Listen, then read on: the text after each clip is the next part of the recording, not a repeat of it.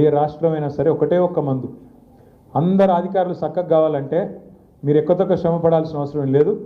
మీరు రేపు లోకల్ బాడీలో జెడ్పీటీసీలు ఎంపీపీలు గెలిచి కూర్చొని వికారాబాద్ నియోజకవర్గంలో తెల్లారి నుంచి ఒక్కొక్క ఆఫీసర్ ఎట్లా మారుతారో మీరే చూస్తారు. సాటుకు ఫోన్ చేస్తారు, అన్నా నేను మంచోన్ని, పైకి వెళ్ళి స్పీకర్ సాబ్ ఒత్తిడి చేస్తే ఏదో చేసిన దండం పెడితేనే మళ్ళీ మీ గవర్నమెంట్ ఎట్లా వస్తుంది, కేసీఆర్ గారిది మంచి పోస్టింగ్ ఇవ్వాలి అని చెప్పి అదే అధికారి మీ ఎంబడ పడపోతే నన్ను పట్టుకోండి. ఒకటే ఒక్క మందు. మనకెంత శక్తి ఉందో, మనకెంత సత్తా ఉందో, ప్రజల్లో ఎంత కోపం ఉందో దాన్ని కనుక నువ్వు మలచగలిగితే, మీ మండలంలో మీ టీం మలచగలిగితే, మన అభ్యర్థి ఎవరు నిలబడ్డా ఆ కారు గుర్తుకు ఓటేసే విధంగా కనుక మీరు గట్టిగా పనిచేస్తే అన్నిటికీ సర్వరోగ నివారణ జిందా తిలిస్మాత్ అన్నట్టు